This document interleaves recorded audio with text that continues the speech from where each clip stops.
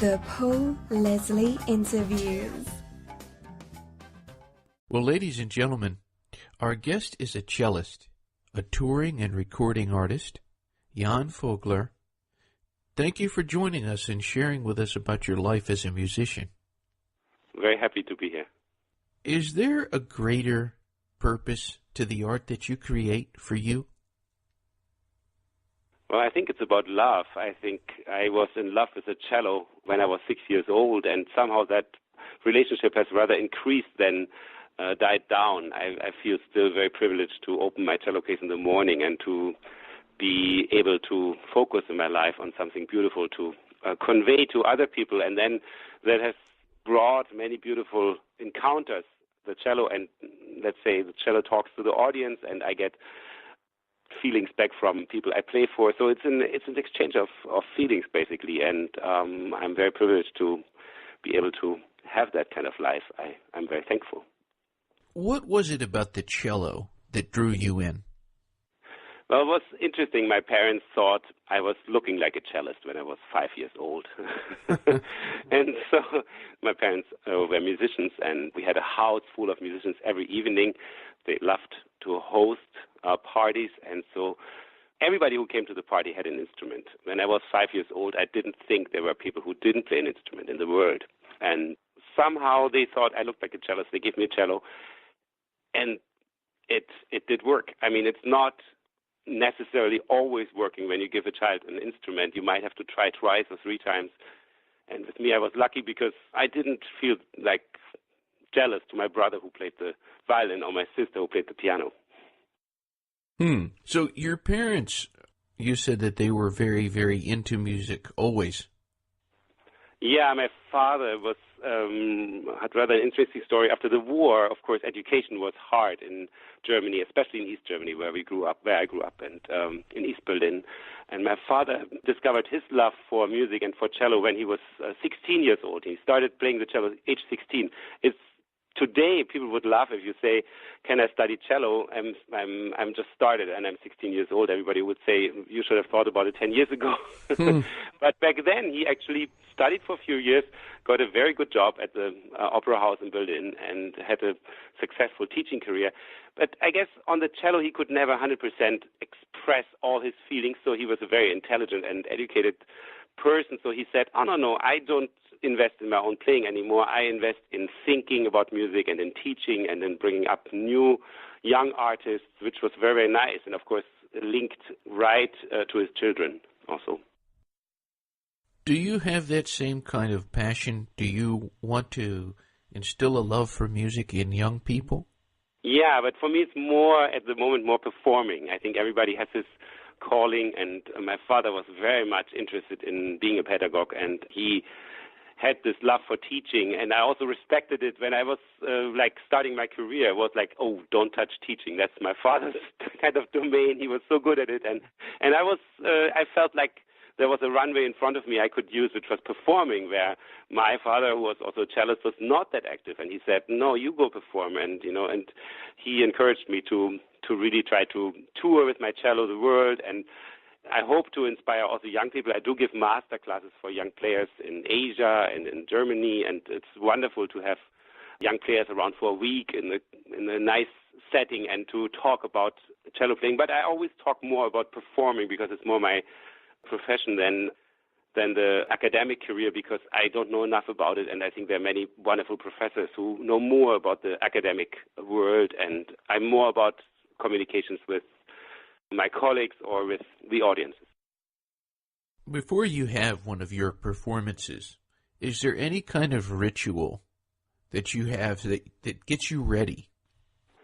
Yeah, I've figured out that some artists try to calm them down before the show. That would be a disaster for me. I need adrenaline. I need to be awake when I go on stage. So I drink strong black tea, and I try to play actually quite a bit before the show. An hour before the show, I play myself really into kind of a fast reactions. It's almost like you take your car for a spin on a racetrack or something to get your reactions up to top. And then I feel relaxed on stage. Then I can actually react. But if I'm slightly too relaxed on the stage, then I can't react in the way I would like to, because every audience is different, every hall is different, every orchestra I perform with is different, and I want to be able to use the opportunity to create something different every night and not necessarily repeat myself. And how do you do that? How do you not repeat yourself? Well, it happens naturally. Actually, for me. It's almost harder to repeat myself because you make mistakes, or you just not quite able to do exactly what you did last night in that beautiful hall, which had a beautiful acoustics, and today you feel maybe a little less. You feel more worn out because you had a flight in the morning and you came to this new town and the acoustics are not as ideal. So you struggle more, and you look for some way to give the audience what they paid their ticket for, and then sometimes something new comes out, and it's maybe more of a struggle. One night is more of a struggle, and you struggle to give something from your soul, and another night you're kind of sailing through. That's each night for me is different. I guess it's the way you are built, or how you do life. I think for me it's harder to repeat myself, and for me it's easier to react to the situation. Yeah. We're talking with cellist Jan Vogler. Tell us about the composers that you most appreciate, the ones that you find yourself performing the music of the most. Well, there are always new members of the family of all these beloved composers, which I work daily with. But of course, there are some household names we all love. I mean, Bach is almost like a ritual. When you play a Bach movement in the morning, which a great cellist in the 20th century, Pablo Casals, he was also a fighter for peace and lived in South France because he didn't want to go back to his homeland, Spain, because of Franco after the war and because of the fascism. And so he was very much having this ritual to play Bach every morning. And I kind of adapted that a little bit. So Bach it's some kind of a cleansing process in the morning. You play some Bach, and you everything is in order in your feelings. And Bach is one of those big figures which can speak to you, whether you have ever heard music by him or not, or you just turn on the radio and you hear some Bach, you say, that's beautiful. I mean, you don't need any precondition to be able to adapt to Bach, and that counts for all the musicians, but also for anybody. And so Beethoven, Schumann, I love Schumann. Schumann is one of my favorite composers, maybe the most underrated great composer of the past. He was a very emotional composer, and he wasn't having the easiest life. He had a lot of mental issues, and he tried to struggle with his music through all his problems. And that this is a journey of different emotions, which I love. Are you very interested in the life, the biography of these figures from the past?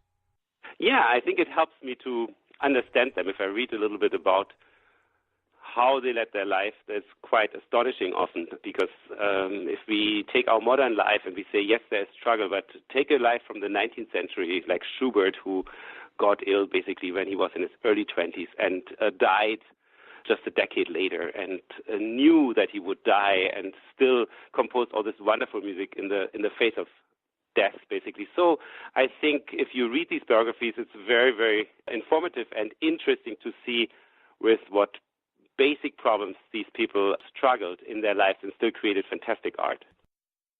Why do you think it is that the classical music that has survived has lasted so long?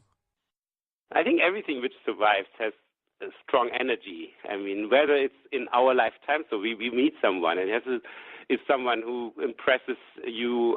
Maybe it's somebody who just is such a kind person. This morning I went shopping and I met someone at the cashier, basically in the supermarket, and he was having this strong energy. And there are lots of people, I think, whether it's in art or in real life, who have a strong energy, and that energy lives on, basically. And I think with composers, with music, if music survives for hundreds of years, there's something incredible in that music or literature or any art. That energy is so strong and so special that it just doesn't die, I think. Has the reason that you perform, has that changed at all, or has it pretty much remained the same? Well, I think it's a struggle to define that, because there's some selfish part in it. I mean, I do what I like to do, and still I try to keep my eyes open and my ears open. I try to react to my surrounding. I do feel that my biggest purpose is to play for the people now and in this moment or tomorrow, but not the way I maybe communicated with them 10 years ago. But of course, there's a selfish part, and the selfish part is that I do love music the same way I loved it for the last few decades. But I hope that I changed my relationship with the music enough to adapt always the new times, because there's something very interesting in a live performance. It is the spirit of our time, which I think comes into every great performance when there is a good communication with the listeners. What do you think it is that makes for good music? Is it even possible to define it? Well, I think it's anything you like. I mean, there I'm pretty open. I turn on the radio, I hear something, I hear a song which I like, and it might be from a genre which I'm not familiar with, and I might just love it, and I might find out what it is and put it on my playlist. So I think it's great music helps us to live, I think, helps us every day, and its purpose is to feel good by hearing that music or feel a reflection of our lives in the music. At least that's what I do. I love the radio. I listen to the radio all the time, and in the morning and in the car, and so I hear a lot of different music in the radio, and it just kind of interests me to find out if it does speak to me or it doesn't speak to me, and I guess you change the channel if you really hate it. I would be very curious to know, on your playlist, of course I would expect to see some classical music, but what's something on your playlist that would probably surprise our listeners? Oh, I mean, perhaps there would be a lot of surprising things. I mean, I used to be a huge fan of Madonna, so I would listen to a lot of Madonna songs in the 90s, and my friends would make fun of me. Most of them couldn't. I mean, they didn't have any connection to that kind of music, and they gave me Madonna CDs for my birthdays, and with a kind of a smile. And I was like, great, I'm going to listen to this. What do you think about the songs from America that came out in the 20s, the 30s, the Gershwins, the things like that, Henry Mancini, what we sometimes call the standards or the Great American Songbook? Well, that was really part of my education already in East Germany. My father had a great library of all great literature from America. He had Hemingway, Vonnegut, Faulkner, Arthur Miller, all these great books. So with the books came the music, because in Europe, actually, you didn't hear that much Gershwin or even Bernstein. It's really, truly an American tradition of music. It's a kind of, I think, a beautiful combination of the roots of American culture. And so I heard when I was about 14, I heard Porgy and Bess in Berlin, and I was really impressed. I thought, this is totally different music from this European tradition. I grew up, I was practicing Brahms, Beethoven, and Schubert, and then here was Porgy and Bess, and it was so much more connected with popular culture and jazz and all kinds of traditions from the 19th century, some music of the Civil War, Stephen Foster. There was all kinds of new inflections, and I grew to love this music. And Mancini, I recorded a few years back. I recorded Moon River, and it was just fun for me. I loved that melody. I loved the film, and it's kind of, people loved it in Germany. They said, "Oh, that's so great! Yeah, of course, Mancini, we know." There's this project that you're involved with. You're going to be touring everywhere. I hope there'll be some more dates, maybe in Charleston, South Carolina, or Atlanta, Georgia. It's called New Worlds, and I was hoping you could tell the listeners out there, it's you, some of the musicians that you're working with, and the American actor Bill Murray. Who spoke to who first? Well, we met on a plane. It sounds kind of unlikely, but it's actually how it happened. We were in Berlin boarding the plane, both very tired, I think, and I had in the morning driven from Dresden to reach my plane in Berlin and had a direct flight to New York. And I think Bill had worked on a movie in Berlin, Monument Man, I believe it was. And so we started talking. He was kind of intrigued with the cello, going through security, going through the scanner, and then in the plane taking its window seat. I think he was jealous of the window seat. And he said, the cello's taking window seat? And it happened when we got to the plane. It happened we sat next to each other. So he was across the aisle. I was sitting on the aisle on the other side, and then the cello on the window. And yeah, it got us talking. The cello basically again made the connection, and we had really interesting conversations. So by the end of the flight, Bill gave me his number and said, "Call me up." And he was going back to Berlin, and invited him to come to Dresden. He came to see a show, and we talked about music, and it was all very inspiring. Later, he invited me to come to a poetry walk here in New York across the Brooklyn Bridge. It's a very interesting event every June where poets recite Walt Whitman poems on both sides of the river. And yeah, so we started talking. I think so after 2 years of being good friends, we had the idea of actually coming up with some project. It wasn't obvious at all at first, and I guess it grew on us, and I think we discovered fascinating connections which could create something. So when somebody sees one of these performances, what kind of things can they expect? I think it's very much about the beautiful tradition of American culture, and it is very much about what we talked about earlier, about kind of going out of your boundaries and do something new. I mean, we are in that evening, we're all doing things we usually don't quite do, and I think that's the beauty of it. It's not an actor reading and I'm playing classical music, which would be kind of easy. Bill is a fantastic reader. He can read anything so that you kind of so heartfelt that you are captivated by it. And it is happening in the show, but it's not the main point, I think, that we are doing what we are doing. The main point is when we actually go to each other's world and Bill sings, and there's a lot of meeting between word and music. Some of the readings we play music under his reading, and we just worked really very, very creatively and with wonderful hours spent together with all the friends and colleagues who helped this project to create something really special, which I think has not been done much, to explore this music and literature, but in a lively way and in a very versatile way. And you and the other musicians, Mira Wang and Vanessa Perez, the four of you, what kind of relationship do you all have? It really became a friendship. I mean, Bill and I were friends, and Mira, who's my wife, met Bill, and I observed that they had really beautiful communications. That was totally different from the way I communicated with Bill, and I felt like, wow, they really have something to say to each other. So why don't I ask Mira to be part of it? Usually we do some projects together, but she's a wonderful violinist. She has her own life and her own career. So really when they met and talked, I thought, oh, that's the natural. I think Mira will be really a good facet in this project, chemistry. And then we had together the idea of Vanessa. I have worked with Vanessa on tango projects, and she's the most wonderful tango player. You can imagine her. She grew up in Venezuela, but her parents are Cuban, Argentinian, Spanish, and probably much more than that.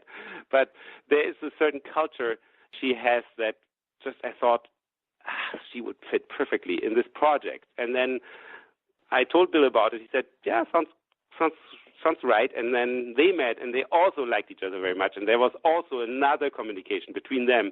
So it's really a wonderful, joyous friendship, which is super inspiring in terms of what we do off stage, when we rehearse, when we go out for dinner, when we talk about music, and when we talk about life.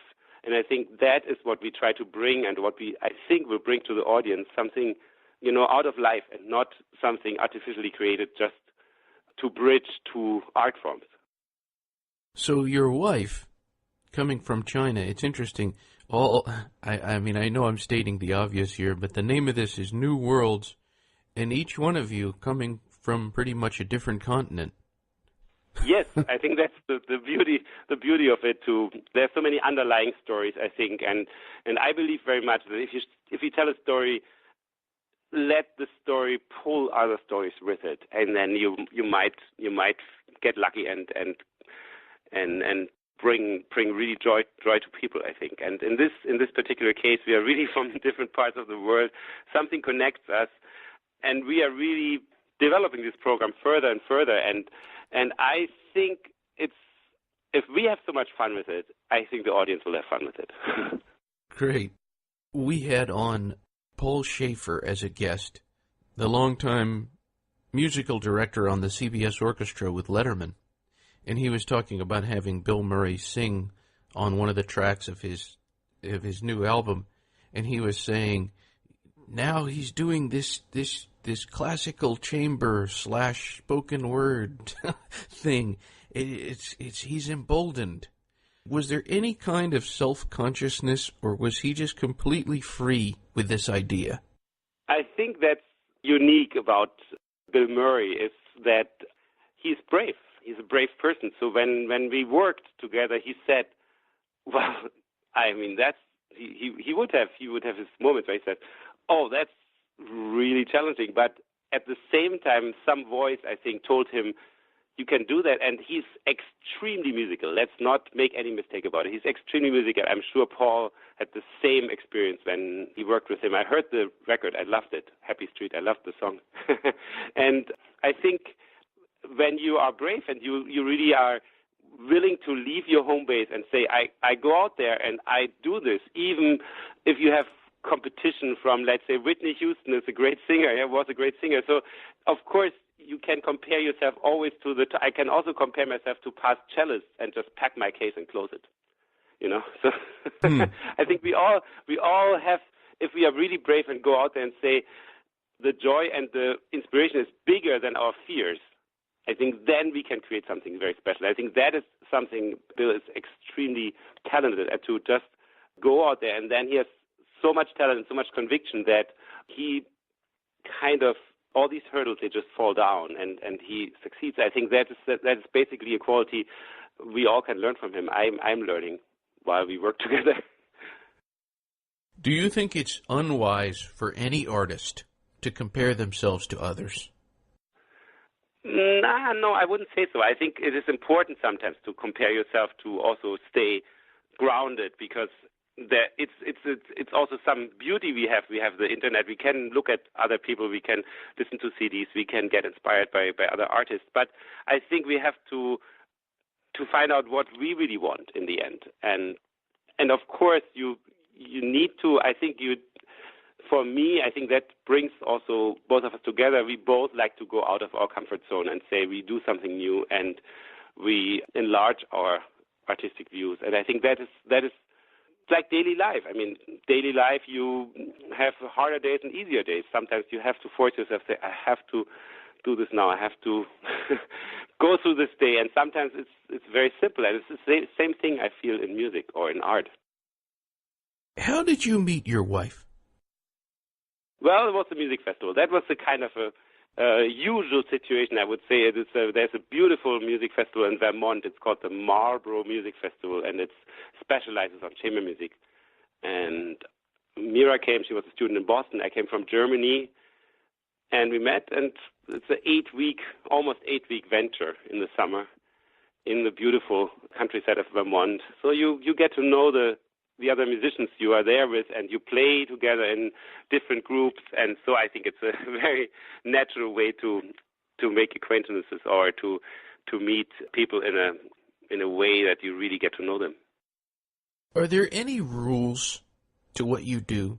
Are there things that you for example, if you were doing a show that was largely a collaborative effort, like this one that you're doing, is there anything that you would say, no, I don't want to do that? Yes. I mean, I think the most important thing is you have to be very sensitive with your partners, because you have a lot of different people, or not a lot, but you have different people involved. So you want to always think what brings us forward. That is in the rehearsal, that's also in the touring together, in communicating. So you have to think, especially when you are friends, and this is a group where we are really friends with each other and make music together or art together. So I think that is very, very important that you put the friendship first, and you don't think about anything that could endanger that beautiful atmosphere you have created in your rehearsals or in your time you've spent together, I think. And then, of course, there's a lot of discipline. There are rules in classical music. There's a lot of discipline. If I don't work for a few days, I sound bad. I mean, I have to work on the cello. I have to practice every day, if possible. And classical music is a little bit like ballet or like sports, very much like golf, I think. You have to practice and always reevaluate where you are. You need a lot of discipline and a lot of love for repetition, I would call it. You have to really like that process of having your routine every day, yeah? And I think that's very important. So I would be lying to say that there are no rules in classical music. There are a lot of rules. But I think, rules are not necessarily bad if they help you like a scaffolding, and then you can still be free, I think. Tell us a little bit. We talked about Bill Murray. We talked about you. Tell us a little bit about this pianist, Vanessa Perez. Yeah, Vanessa. Basically, what I said was I did a tango project a few years back, and I had all the players together, quite a few different players for this tango project, and my record label asked me, said, who is the pianist? And I actually had not found a good pianist for this project, because tangos are very special. I was hoping for someone to inspire me, to give me new perspective on that subject. And I played with a few people. I wasn't really happy. And then I called some people, and somebody said, Vanessa Perez. So I called her up, and we went to a place in Midtown. This was called Clavier House. And we played a few tangos together, which I had been playing for years and been trying to make them fly for years. And we played that first tango, and it was so special that I gave her a hug, said, okay, let's go to the studio next week. And then I told the record company, I said, I found my pianist for the tango album. And ever since, we've been good friends, and she has been coming to Germany to my festival in Moritzburg. And she's just a very, very special person, very, very musical. I want to tell everybody out there that they can visit your website. It's janvogler.com, and I'm going to spell that JANVOGLER.com. In addition to this tour, is there anything we can look out for from you in the future? Well, it's a busy year ahead. I'm looking forward. I will tour again with my pianist friend Hélène Grimaud, who's also a very special musical partner of mine. She's a French pianist who lives in the United States, and we'll be on tour with her, and we'll play with many different orchestras. And it's basically a wonderful, for me, a wonderful mix of different projects. But I must say that New Worlds project is a big inspiration at the moment, and kind of top on my list, because it is very inspiring and such a joy to participate in.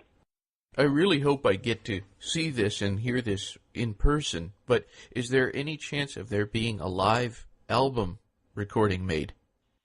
There will be an album. It will come out around September, I would say.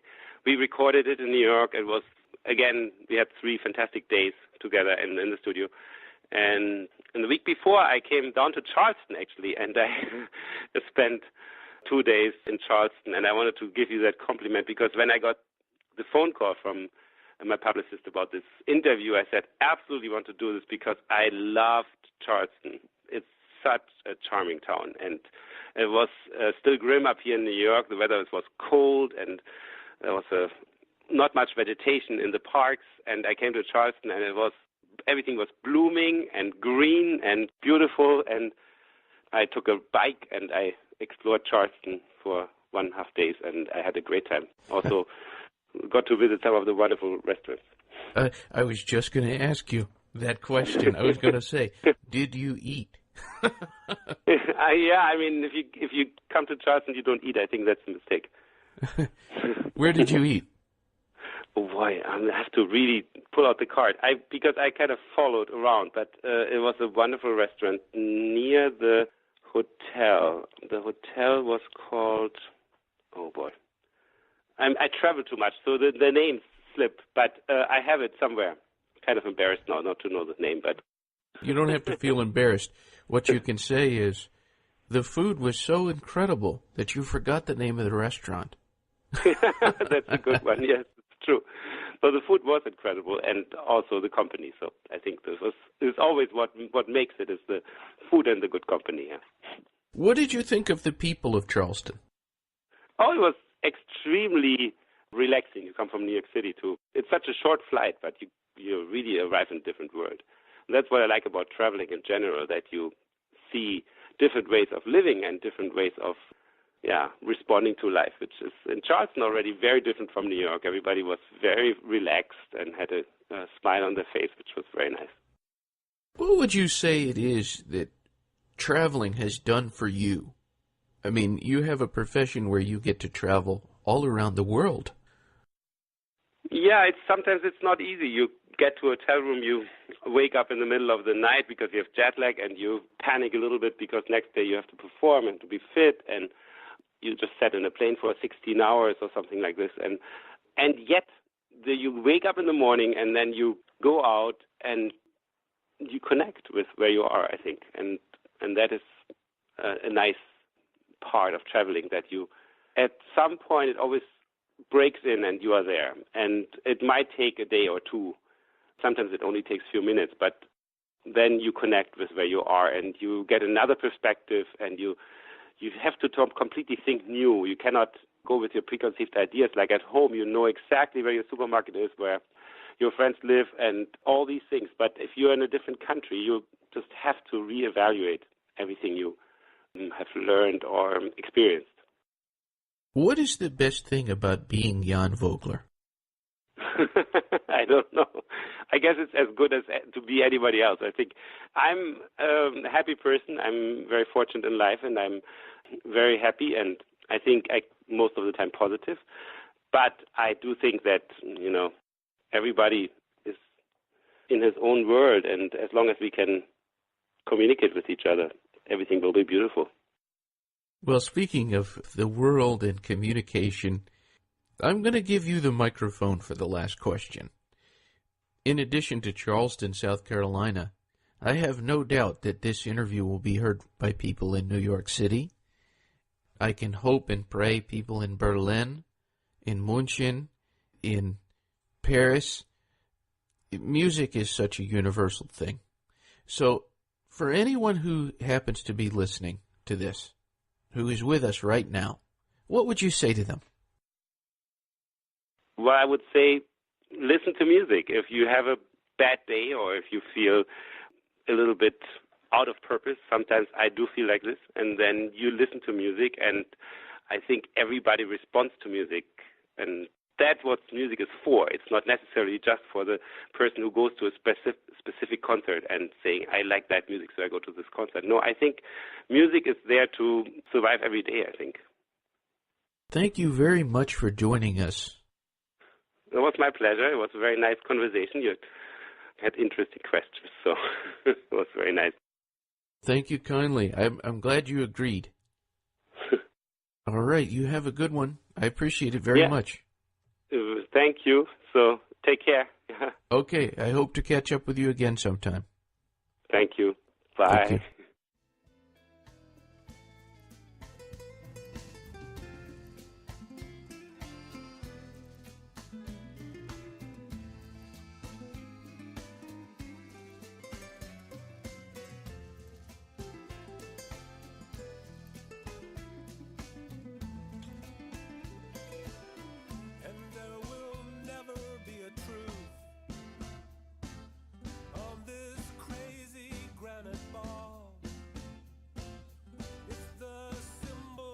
We use enlighten and confuse. Words have no meaning.